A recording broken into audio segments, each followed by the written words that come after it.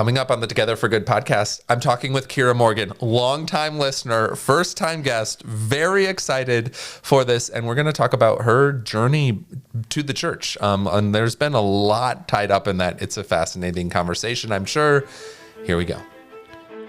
Welcome to the Together for Good podcast, a podcast created by Bethany Lutheran Church in Cherry Hills Village, Colorado, and hosted by me, Pastor Nate Preisinger. On Together for Good, our goal is to provide practical, engaging content that supports you without expectations. Whether you're feeling disconnected from traditional religion or simply exploring what faith means in your life, we're here to walk alongside you. No matter where you are on your journey of faith, we're glad you're here. Welcome to Together for Good. All right. Hey, Kyra Morgan in the podcast studio. My goodness. It's about darn time. Thank you. Thank you. Kyra listens to the podcast every week and always sends me the nicest, most reflective emails about, it's very clear that she has listened to all of it, likely more than once, and has so many wonderful insights. And I've said, we have to get you on here. And here you are. Welcome, Kyra. Absolutely a pleasure. Absolutely a pleasure. And it's a, when you say, hey, I would love to hear your thoughts, it's one of those, that's me. He's talking to me. Yes, I would love to give you my thoughts. So tell us just a little bit, help people. You are currently one of the co-chairs for the Ministry Council for the Worship Committee, your greatest joy, but then you also do a little work as a jeweler in town. Just a little bit about yourself, your life situation at the moment. Certainly, my occupation is bench jeweler, and this is one of those things that I'm trying to get away from, where this hustle culture of how do I define myself, the first way I will introduce myself is with my work, because that's my value. No, it is not. The most important thing in my life is that I am a loving wife to a fantastic husband who also attends here. And shout out Ian Morgan. Good guy, Ian Morgan. Ian, that's my baby. But I am very involved in the church, and this is still very new to me. And, within the last 5 years, and it's funny to me that so many people just go, well, where were you at before this? And it was like, hateful atheist. So, just trying to knock down that door as much as possible. Let's get into it. Hateful atheist. Oh, you bet. Excellent. Yeah. Were you raised as a hateful atheist? No, I came to that. That is not an action that is taught with kindness. Right. No, I was raised by people who were very, very devout believers, but who had stepped away from organized religion. And my husband put it the best way is I was raised with all the judgment but none of the community. And that is incredibly damaging, because when you put that lens on the people around you, they always come up wanting. Yeah. And guess what? I gave these people the opportunity to come up wanting again and again. And that is ultimately, I'm also a very thoughtful person, very well read. Mm-hmm. And that was something that I always was. And so having questions and then having the answer be to that question, you shouldn't question, was not what you were going to. I was my mother handed me a Bible and said, you cannot disagree with something you don't understand. And that is not the way to lead you into a compassionate faith. Yeah. And so you had the scriptures in your homes and you were kind of raised, but didn't really go to a church on a regular basis. Not really. If we were anything, we were Easter, Christmas Eve people. It's like we like a touch of fanfare. That's one of those. If we would go to a little show, there's not a lot going on in Rapid City, so that was something that we would periodically do. We would go with my father every once in a while. His only day off a week was Sunday. Wow. And always, if we ever did that, we were always late. We were always in the back pew. It was always embarrassing, and that is yet another thing that does not engender community in a person. And yet, so you'd have these like moments of fanfare on Christmas and Easter, which also were then moments of embarrassment because you were late and always, just feeling out of place. Where are we in the bulletin? How does this work? They're all standing up and saying the thing, and I don't know the thing. But you also got, going back to your husband Ian's quote, all the judgment, none of the community. Yeah. So at home, it was still very much like, hey, you better behave, or God's going to smite you. Oh, God is watching. God is always watching. So that was how faith was articulated. It was difficult because my father was raised Missouri Synod. Okay. And he alternately was, he was shaped a lot by my mother, who was a lapsed Catholic. Okay. What is interesting is she was a lapsed Catholic because a lot of her very, very progressive views did not match with the what she had been taught as a child. But then she kept all the hate and judgment, all of the guilt, and carried all of that around.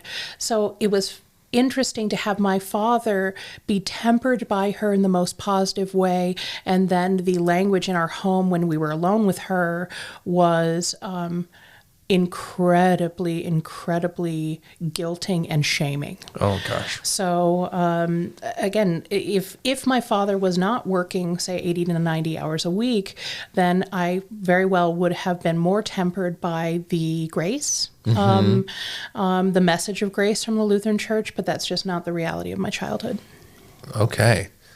And so all of this then creates this vicious cycle where you're asking lots of questions, but being told you don't ask questions, which is the exact wrong thing to say to a precocious child, as I have learned with my own well-read children. You bet. And so this continues to spiral. I'm guessing still, though, you would not classify yourself as a hateful atheist at that moment in life. No, okay, not yet. When not yet. Help us figure out how you arrived there. Well, I actually sent Pastor Nate an email that just listed horrible things that happened to me. Yes. that ended up being a straw that broke the camel's back.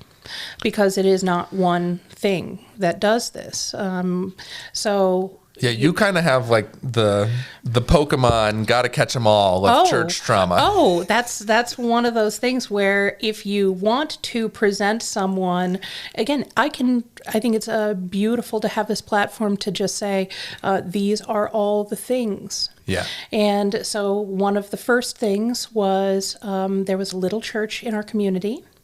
And my father decided that even though we did not attend church, my sister was going to be confirmed. Okay. That was important. Yeah.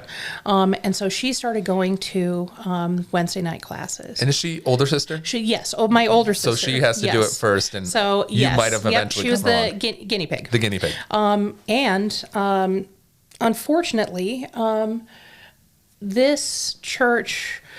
The views of theirs were their own, and I'm not saying that these are the views of any particular church, but this was a little Lutheran church, had its own views, and told my sister that dinosaurs did not exist. And was saying things like, you can put a chicken bone in vinegar and it will carbon date to like 2 million years ago. And my sister just said, no. No, none of that. Especially not in South Dakota, where some of the only interesting things that come out of South Dakota are fossils. And so she got us kicked out of that church. Wow. We were technically excommunicated from that little church. Because of what? And what grade was she in? She was, I think she was probably a freshman or sophomore. Wow. And again, incredibly intelligent. Sure. And very, very thoughtful. And we were certainly not. And just wanting a space to ask the questions, too. And that's what I'm already hearing as a theme here, is that we need these spaces to just ask our questions and to feel safe enough to do that. And if we try and shut it down, the the pain that results from that, it's just not helpful. I can't think of a situation where it's helpful to say, like, don't ask questions. Like that immediately, everyone gets suspicious. That is, the suspicion is, what are you hiding? Right. I was taught, and anyone who knows me knows that I am a complete open book. That if you start talking to me, I may or may not trauma dump on you, because I know that by sharing my story, I may trigger something in you that is positive, that lets you not feel so alone. That's so good. And so when you are the opposite of that, it makes me incredibly suspicious. Yeah. What are you hiding, or what are you too afraid to share and offer? And not to say that everyone needs to, right, like, be as open as a book as you are all the time. But in the same, I totally get it. It makes you suspicious. Yep. Okay, so now you're suspicious of the church because you're thinking, what are they hiding? Right, as you get 100%. excommunicated, and you already have this strange view of faith and Christianity because of your experiences growing up, where you got all of God's wrath and none of God's grace. You bet. Yeah. Any other little pieces you want to mention? I mean, you don't have to go through the whole laundry list, but again, there's a lot there, like I said. This is, again, any one of these things would be difficult, but all of them together are untenable. Yeah. So, being kicked out of that church, there was already this, again, a tremendous amount of suspicion on my part. That if you cannot provide clarity, then the other part of it is, I thought, well, then you're certainly not a smart person.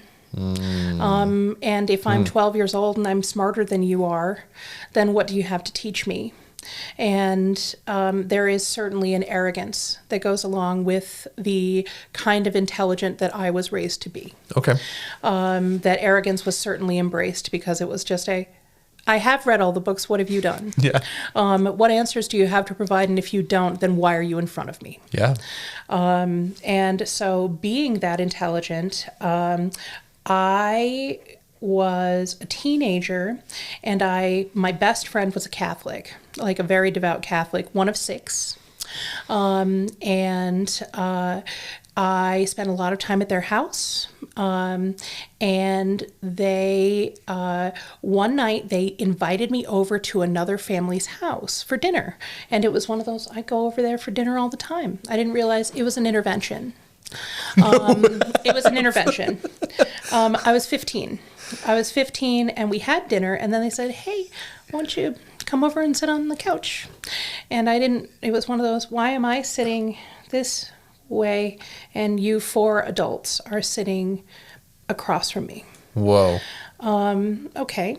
And then they started grilling me about not only my faith, but my political beliefs. Jeez. And at that point, I was raised to be very progressive and very open-hearted.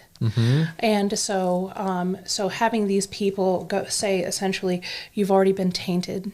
And I've been told so many times by this point that I was going to burn in hell. Again, wonderful way to show someone inclusion. And so understand that my feelings on some incredibly touchy topics were brought up, and I, as a 15-year-old, was able to defend every view that I had because I had thought about it. Yeah. This was not something that had been parroted or poured down my throat and I was parroting back. Right. I had reasons to believe these things, that they were deep-seated in me, and I loved the kind of dawning on them that they were not going to leave that room going, well, we really did show her. We really did teach her that the path that she's on will end in destruction. As you look back on that, is there anything at all well-meaning about what they were doing? No. Okay. My mother was dying of cancer at that point. Oh my gosh. If you think that that being a safe space for a girl who was, when I was at home, caring for my dying mother. No kidding. If you think that that's being 15-year-old. so Oh my gosh. hateful and so judgmental and so dismissive that I could have any kind of intellectual backing or any kind of, any kind of heart behind the things that I believed. Yeah. They were so mistaken, and it was so shocking to me. And of course, their reaction was just, well, it was just dinner, we were just having a little light conversation, Oh my gosh. So, okay. And I know there's so many other moments that you could talk about. Oh, you bet. But what I really want to get to, the far more interesting part is the fact that you came back. I did. at all. I did. Even came back is probably not even the right word, because you were never really connected to the church that much growing up. You just had these terrible experiences of church. And again, there are many more. We could do like a whole series on it. Oh boy. But I won't put you through that. I already said I'm sitting down for therapy today. Yeah. So how in the world did you end up back here? So I followed my sister's path in our approach to the concept of religion, which is a very big and very ubiquitous concept, was to study it academically. And we both studied religion extensively in college. Oh, wow. And I did it with an entirely hands-off perspective, that this is not something that I believe in. Mm-hmm. This is something that I am taking in so I can better understand the people around me. And I learned and I learned and I learned, and I loved what I was learning. And it was so, it was very, it was such a glimpse into how people think. Because if you know their religion, you get a very good idea of how they think. But I remember seeing, at 21, I was shown a debate. I was in a logic class. Okay. And I was shown a debate between a Baptist minister and a scientist about the existence of God. And I sat down knowing exactly whose side I was on. And I left that room on the side of the Baptist minister. And I was very upset by that because it was very confusing. Because with logic proofs, the world that was presented by the scientist was bereft of the magic that I knew that was in the world. Even in my 20s, I could look at that and just go, that is not the world that I see. Right. And even if it is an Augustinian idea of the beauty of nature, I was going to college in upstate New York on Cayuga Lake. Yeah. Like, look around you. Shout out upstate New York. It's so beautiful up there. Finger Lakes. Oh my gosh. Oh, please. Yep. It's so great. Just tell me that life is shades of gray in a logic proof, and I will tell you that it is not. Right. So I had inklings. I knew that my heart was bigger than what I claimed to believe or not believe in. That's beautiful. Yeah. It was, again, it was an aha moment. And I was so angry about it. Because you use this time to try to define yourself and find your path. And it was just my heavens. I love that you were, right, a way to phrase that is to say that you were so upset and angry about the beauty and magic of the world. Rude. Incredibly rude. That again, I'm stepping outside onto my beautiful college campus and seeing like the sunset over the lake and seeing the love of that my friends had for each other and had for me, and the grace that they had for me. Right. And that what I was not shown in a small town in South Dakota. Right. That I was shown actual love and actual acceptance for everything that I was. And so this appreciation, this is the beginning, this is a crack in the hard exterior that was Kyra Morgan. Yep. And then that you're starting then to think like, okay, wait a second, like the beauty and magic of the world is really important to me, and I see it and I experience it. And so I can't just be 100% on the side of this logical scientist, because they're missing out on so much of what makes life meaningful for me. Without a doubt. So then from there. Because it's not like you went to church right after that. Oh, no. We're still a few years away. Oh, decades, sir. Decades. The next crack. Again, it took cracks to break me down. Yeah. And it cracks to bring me back up. Is I met my husband. I met my husband through friends. And when I met him, I knew that I was going to have a good friend. But then we immediately got together. I moved in with him within 2 months. We were married in less than 6 months. Whoa. I met him on my mother's birthday. And she had passed, almost 10 years before. Wow. And we met, and we spoke for 3 hours. And the last thing he said was, I don't see this ending badly. And that's one of those, that's a weird way to say, I think we're going to be together forever. Yeah. After one conversation. Yeah. But we did. We got married immediately, and there was a grace in that love. Yeah. That I had never experienced. And I remember in that first conversation sighing so deeply with relief. Wow.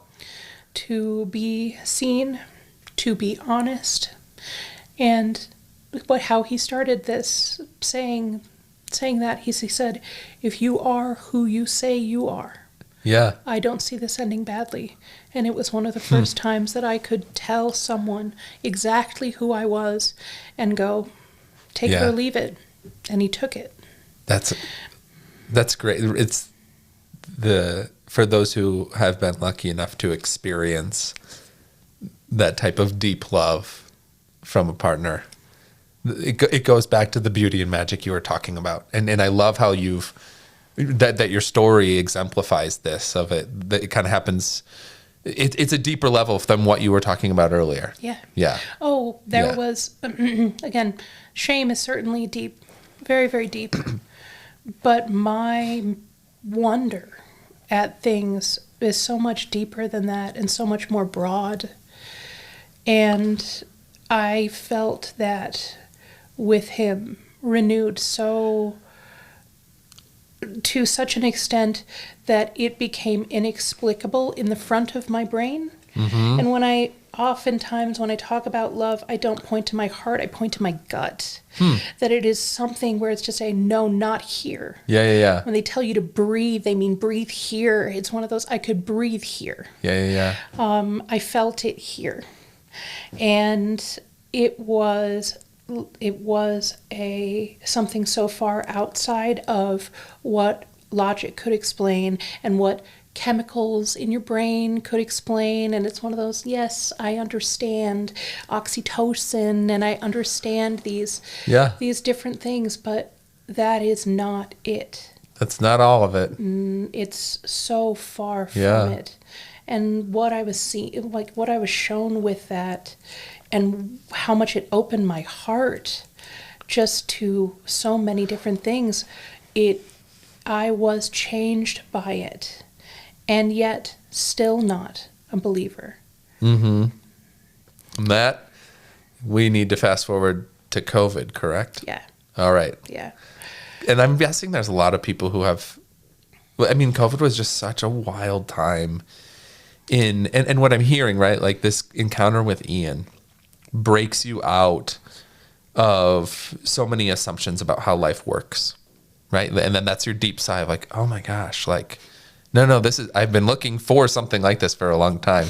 And what's interesting is COVID provided in a negative way that experience of like, oh my gosh, like nothing is normal. You don't go to work. You wear a mask everywhere. You wait outside. I remember I had to wait outside King Soopers for it to open so I could be one of the first ones there to buy toilet paper. Remember the great toilet paper shortage? Oh, and I remember thinking in that moment, just like, if all I need is for someone to play some ominous music, and this will be the most terrifying experience. Like, it was so weird. Everything was so weird. And that though too, when we get thrown into these situations that are just not the norm of how we've come to think about the world and about life. that's when all of a sudden, things crack and fall apart and change, and you're forced to look at the world in a totally different way than you did previously. And I think COVID, for so many people on such a wide level, provided that, for good and for bad. For good and for bad. So please, what did it look like for you? Ultimately, I mean, it is now so interesting to me to understand that in that isolation, I felt a greater sense of responsibility towards the people around me and a greater sense of community than I had ever felt. Yep.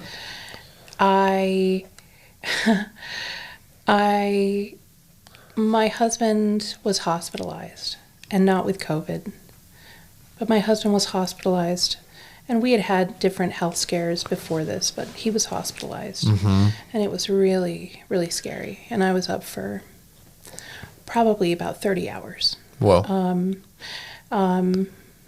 It was truly terrifying, and he was finally sleeping after even in the hospital, I cared for him. And he was finally sleeping, and I kept hearing over the intercom, pediatric trauma inbound, 15 minutes, pediatric trauma inbound 10, pediatric inbound 5. And I'm sitting on the couch in the hospital room, and I started praying so fervently that God would watch over those people, that God would watch over that child and watch over the people who were undoubtedly coming with them, terrified. And I prayed and I prayed, and I wasn't praying for us, I was praying for them. And when I kind of came to out of this incredibly anxious time, and Ian was out of the hospital, and I was able to finally sleep for the first time in what felt like forever. I had what they will always, I can refer to as a revelation of, hey, what were you doing? Hey, that wasn't just you terrified. That was you reaching out. Yeah. And you were not reaching out to, again, you weren't reaching out to God. You were reaching out to those people. It was the responsibility you felt towards those people who were in pain that caused you to pray deeply to something that you claim to not believe in. Yeah. I heard when I was in college, it was a young rabbi, and he said, one of the first questions posed to God in the Bible is, am I my brother's keeper? And he said, the rest of the Bible is the answer to that question. And I remember, again, even as an atheist, feeling this deep responsibility to the people around me. And I think that's where this ultimately started to bloom. Yeah. I mean, it's so interesting.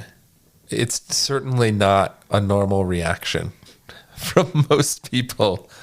And it's so beautiful in that we have COVID breaking things down and bringing you into isolation. And then we have this trauma of your husband being very, very sick, and I'm sure you being incredibly worried about him. And then you just hear over the loudspeaker this information that you piece together, like, oh my gosh, there's there's going to be a family and a child, and there is something very bad going on if this is what we're hearing. And in this like broken, depleted, sleep-deprived state, you're moved to deep compassion for this family. You've probably never even met them. No. You don't even know what happens. No. And that's, I don't know, and yet that's how God often works. Is that I'm thinking about next Sunday's sermon is going to be on the apostle Paul. And so he's this persecutor of Christians for his whole, his whole life. He's this really good Jewish Pharisee, persecutor of Christians as that movement starts. And then he becomes blind and just gets broken down, but then becomes this this compassionate source. Like, the world needs this message. and I need to be the one to share it. Very similar process of like getting broken down to nothing left, and how in that space the best of us turn in love for our neighbor. I was unkind and patronizing to Christians, especially, because I felt that they were so gullible. Yeah.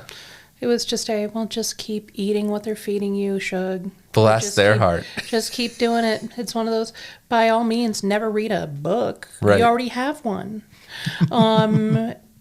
I was not, again, when presented with the opportunity to be patronizing, I was. Persecuting, maybe not. Unkind, I certainly was. And my life has had so much color, showing kindness. Yeah. And showing compassion to people around me, especially strangers. I feel so called to do that. And it is how I live my life. And so you have this moment of love breaking in, right? Like into your heart.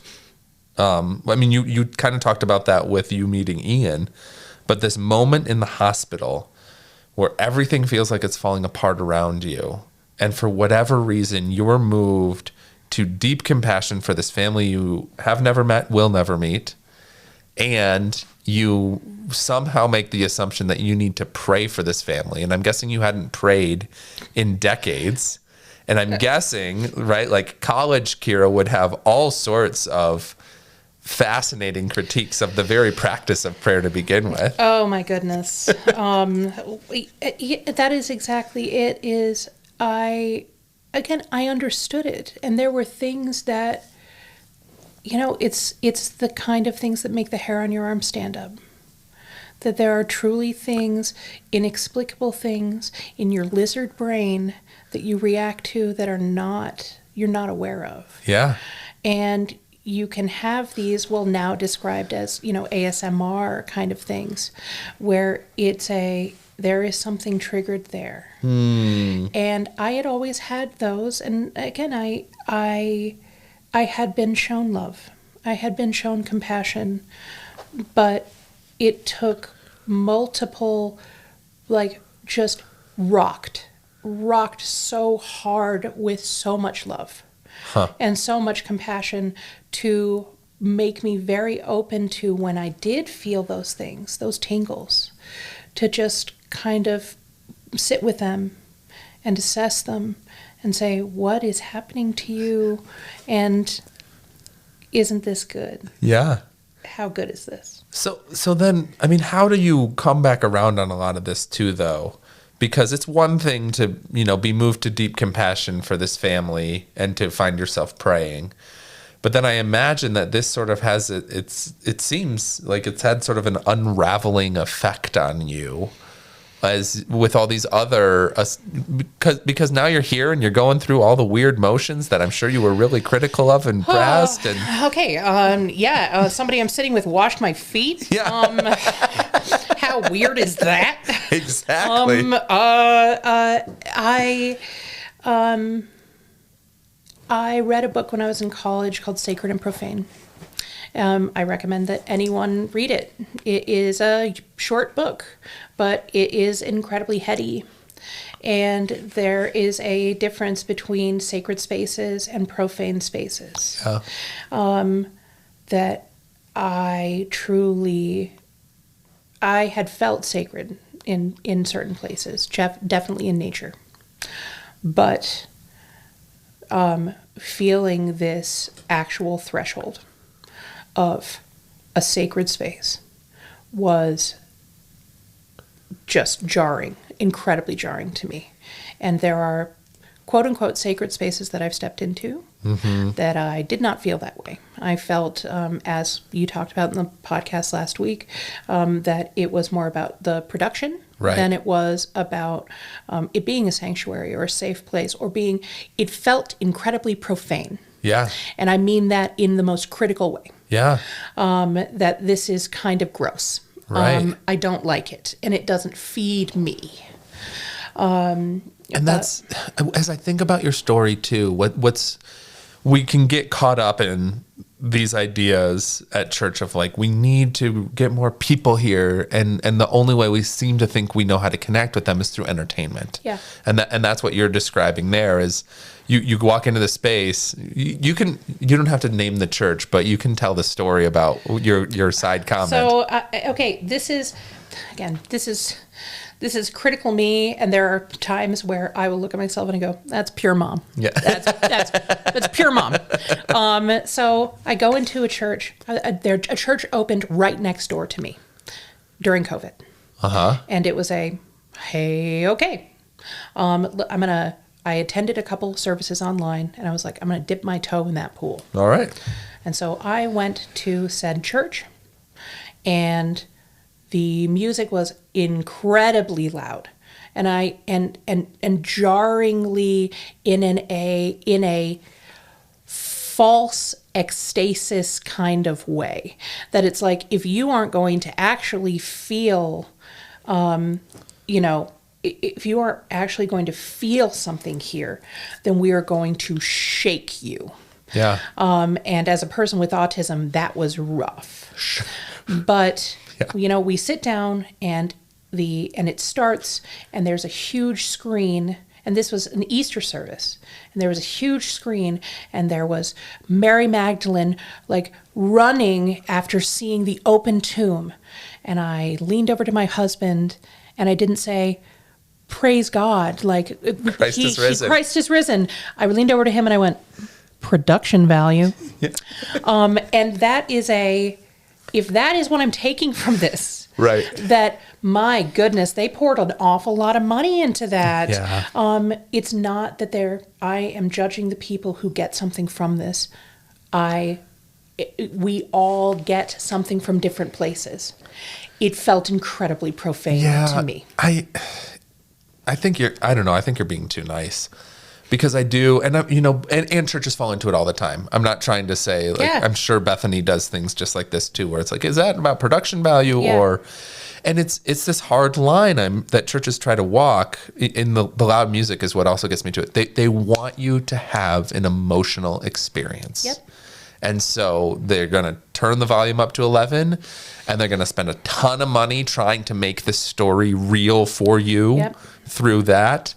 And what we have to recognize and realize is that so often that's not going to work, because it's emotionally manipulative. 100%. And because it's how the rest of the world talks. Everybody, right? Like every commercial is emotionally manipulated. Yep. I mean, the number of commercials my wife cries at is astounding. And she's right here. Subaru, you're on my list. Okay. And yet you can see how church leadership arrives here. Yeah. Because it is an experience of love that breaks us open. And I think the most true thing the Bible has said is that God is love.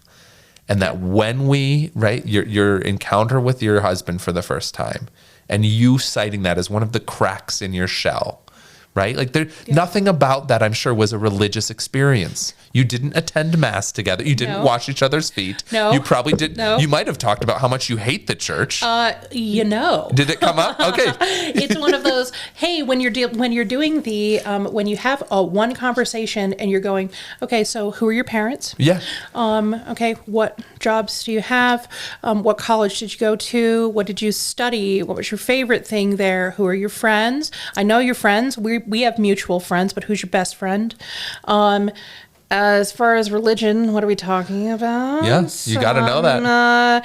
Again, we did this incredibly frank inventory. And it was so natural, because it was just okay, have you ever had your heart completely ripped out? Okay, me too. You're not going to do that to me. I'm not going to do that to you.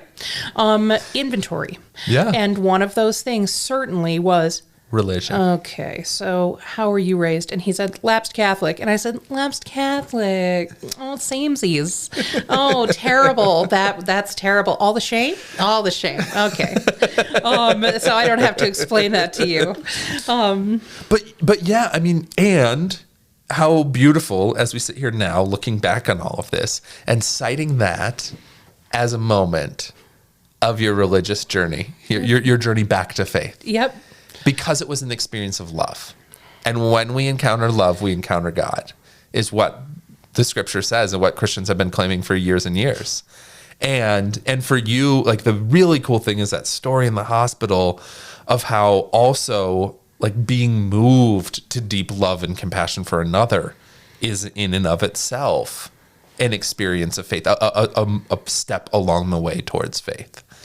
And if it's all entertainment value, we're missing it. If it's all trying emotional manipulation, that's not love.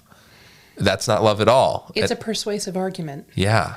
That is, I see people pour into and out of that church all the time. And I do not begrudge them that. But the way that it was described to me was, that is the milk. You are ready for the meat. Yeah. That I was given that until I went, this does not feed me. And using that kind of language as far as satisfaction, there was a hole that was left there. And there were things that were said where I was just like, oh, I certainly do not believe in prosperity gospel. I do not. There are things where I just go, no, you are not being rewarded. We're not doing this. Oh, no. And again, cringe. I think cringe is the best way to say it. Yeah. Is there are some things where it's just forcing yourself to cry at the end of every sermon. If you're doing it every time, it loses its shine. I don't believe you're actually moved every time. Right. And you know what happens here? When I'm here, I cry often. And it is completely outside of myself. And I don't cry a little bit. I weep. And it is not, no one has a camera on me. Right. I am experiencing the sacred. It is so far out of my profane experience. And yes, I am a crier. Again, Subaru, how dare you? But the experience that I have is this entheos, this enthusiasm, this spirit. And when people describe this, and when I, as a historian, look back at the descriptions of this through millennia, Right. I know what they're talking about. Yeah. I feel it. It's the magic and wonder. Oh, rude. Yeah. Incredibly rude. I thought I had it all together. All right, Kyra, we could go all day. I'm Yeah. going to bring you back on. I'm going to give you a chance, though. Any closing thoughts to wrap this up? Like, I just wanted to go through that journey because it's so instructive for all of us. And just the experience of love being this core nugget of it, I think is so... that's just so important. And you know what? Like, this is what I want to say to that church that people are streaming in and out of. Production value, et cetera, et cetera. I'm guessing, though, the reason people keep showing up is because they found community there. That they have found a source of love and support, and they're showing up for one another in real ways in each other's lives. Yep. And that's so much of what church needs to be doing. So please give us a concluding thought. What do you want us to take away as you so bravely share your story with us? How can we reflect on our own stories in light of what you're sharing? What pushed me away from religion was shame. And it was shame, and that turned into judgment of other people and shaming other people.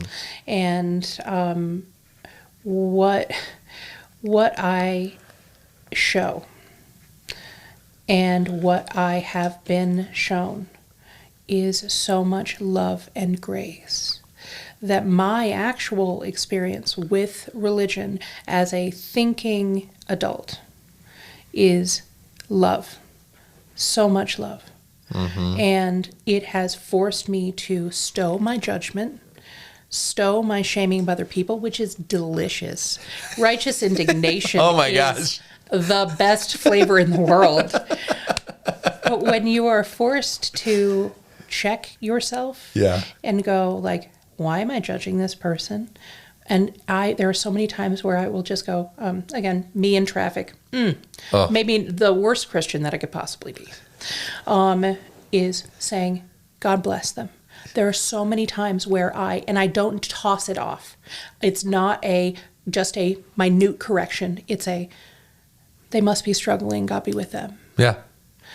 If that is genuinely in my heart, then what my husband has said of the evolution of me is, Kyra loves everyone and you're next. That is what religion has given me. That is the best. Oh, that's so good. That is so good. And I hope you own that. And I hope you, yeah. I mean, Ian really has a way with words as we're highlighting throughout this, but that is so good and such a testament to your spirit and your character. It's such a great way to describe you. And what the piece I want to say too, shame and judgment of others is the antithesis of love. Mm-hmm. And that was your experience. That's what you saw. That's what a lot of places continue to perpetuate.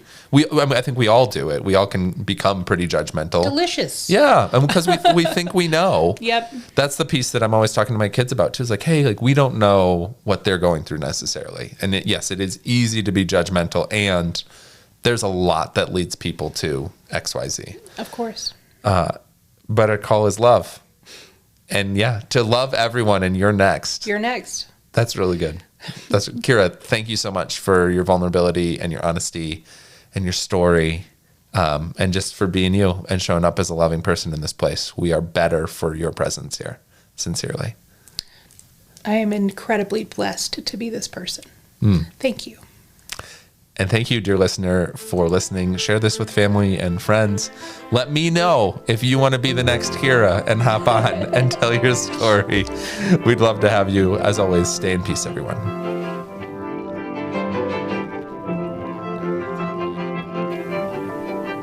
Thank you for listening to this episode of the Together for Good podcast, brought to you by Bethany Lutheran Church in Cherry Hills Village, Colorado. For more great resources for your walk of faith, please visit our website, bethany-denver.org.